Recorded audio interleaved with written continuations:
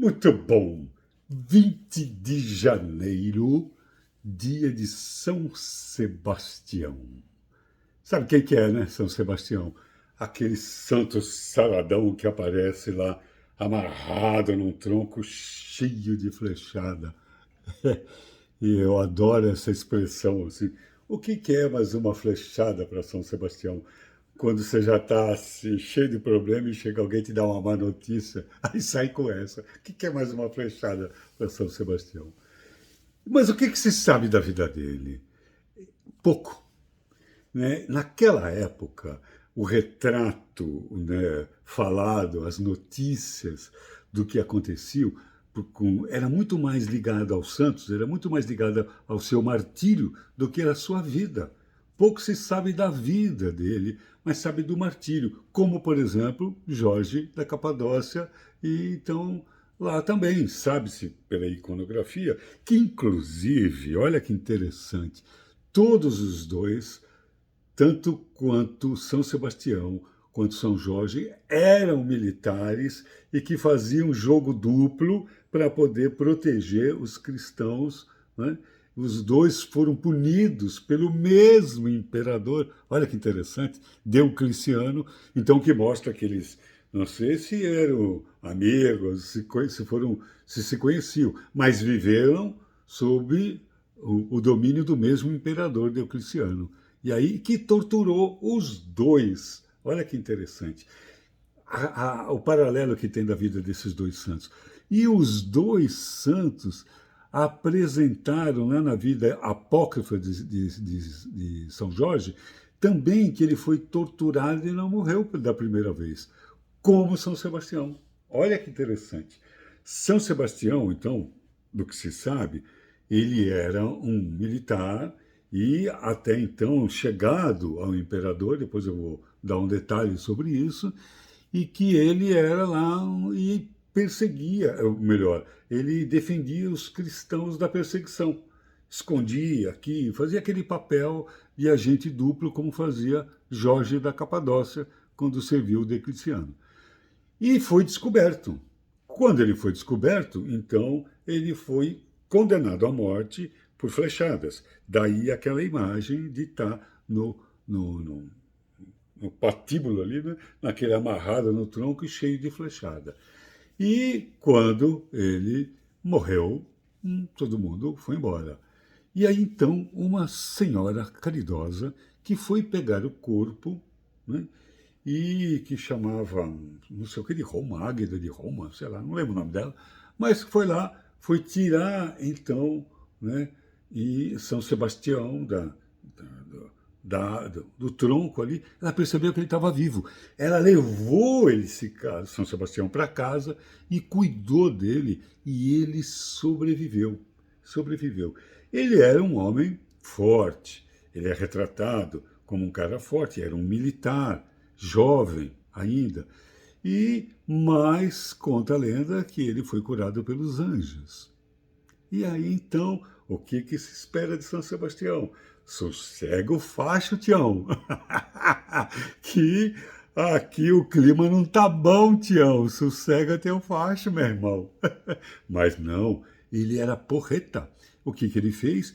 Ele curou-se, foi tirar satisfação com o imperador. De novo, olha só, né? Foi tirar para mostrar para ele, tentar convencer que os cristãos não eram bandidos, que ele tinha sua fé e papapá. O imperador Diocleciano, que já tinha feito isso com São Jorge, né? Será eu quem foi primeiro, quem foi o segundo, nunca se sabe direito a data, mas foi o mesmo imperador. Pegou, sabe o que que fez? Mandou matar ele de novo. Falou assim: agora é o seguinte, vocês flechem esse caboclo direito. Ai, meu Deus, olha só. Vocês flechem esse caboclo direito, se confirma realmente que ele está morto, e aí pega o corpo e vai jogar na Cloaca Master de Roma. Olha o nome, Cloaca Master. Cloaca é cu, cara.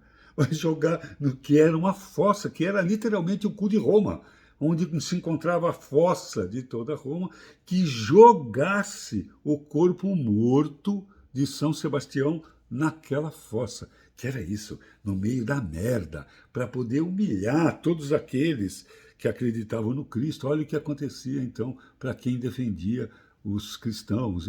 Era uma tática de terror psicológico ali.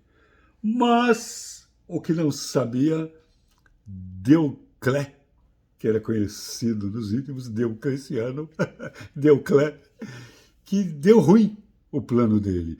Porque olha o que aconteceu, São Sebastião enroscou no meio de umas pedras e parou a um palmo da fossa e não caiu na fossa. Olha só que legal. E aí então, depois os cristãos, e por inspiração do Espírito Santo, foram lá buscá-lo, ele no corpo, né, morto já, pela segunda vez flechado pra caramba, mas não caiu na fossa e foi sepultado dignamente como cristão. Olha que interessante. Muito bem, ponto parágrafo na outra linha. Ele foi, né, é o padroeiro do Rio de Janeiro, que aliás ele entende muito, São Jorge também é padroeiro do Rio de Janeiro. Eu não sei lá esses carioca que torcem para dois times aí, qual que é?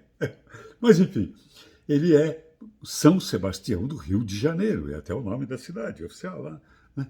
Então, por quê? Porque diz a lenda, de que foi numa batalha que aconteceu no dia 20 de janeiro, aonde os portugueses, aliados com os outros índios, que eu não me lembro o nome, que eram inimigos dos tupinambás, que eles então expulsaram definitivamente os franceses que estavam lá no Brasil, naquele momento no Rio de Janeiro, numa batalha que estavam então os franceses associados com os tupinambás e os portugueses, que esses caras que eu não lembro o nome aí, que eram inimigos dos tupinambás.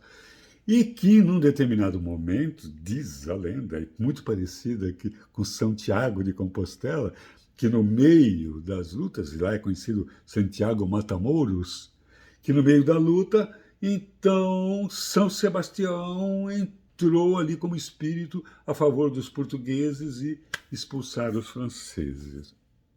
Será? Mas enfim, e com isso, então, como foi naquele dia, ele então foi criado o dia dele, que foi o dia de 20 de janeiro, o dia dessa batalha, em que definitivamente os franceses foram expulsos pelos portugueses com a ajuda de São Sebastião, segundo a lenda. Mas ele também olha que interessante, cara, está cumprido esse vídeo aí. Mas ele também assim, padroeiro da tribo LGBTQIA+. Aí, ué, como assim? Bom, primeiro, tem uma lenda que diz que um determinado historiador, que era gay, ele e tinha muito essa influência erótica das imagens de um cara saradão, né, e diferente de São Jorge, que não era erótico, era um cara, um dragão cheio de armadura. Esse estava peladão, todo flechado. Flecha é um símbolo fálico, né? Enfim, e o cara lá fez aquele tipo, da escolinha do professor Raimundo, o seu peru, que levantou e disse que São Jorge, por ser amigo do imperador, dizia-se que ele tinha um caso com o imperador e tal, tudo, e colocou lá, puxou a brasa para sua sardinha, ou empurrou a brasa dele para a sardinha onde onde estava, sei lá eu, mas forçou um pouco a barra aí. Mas ele foi, principalmente, diz os historiadores, criado como um ícone dos LGBTQIA+, por conta da sua história de valentemente assumir a sua crença, de sair do armário. Tem toda a história renascentista, daquela coisa da erotização do corpo dos santos e tal, tudo, mas que tinha aí essa coisa das flechas, da simbologia, mas que tinha na história dele um cara que foi flechado 2 vezes, foi morto 2 vezes, ele assumiu publicamente, foi falar para o imperador, eu sou cristão.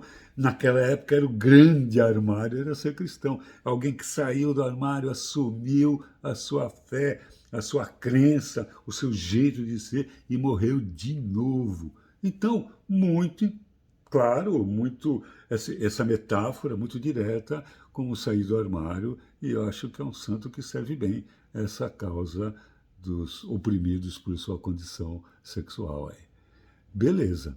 Mas olha que interessante. Então, é este aí, São Sebastião. E eu espero que todos nós tenha a persistência, a coerência de defender as nossas ideias e até, se for o caso, morrer por aquilo, pelos valores que a gente acredita. Salve São Sebastião!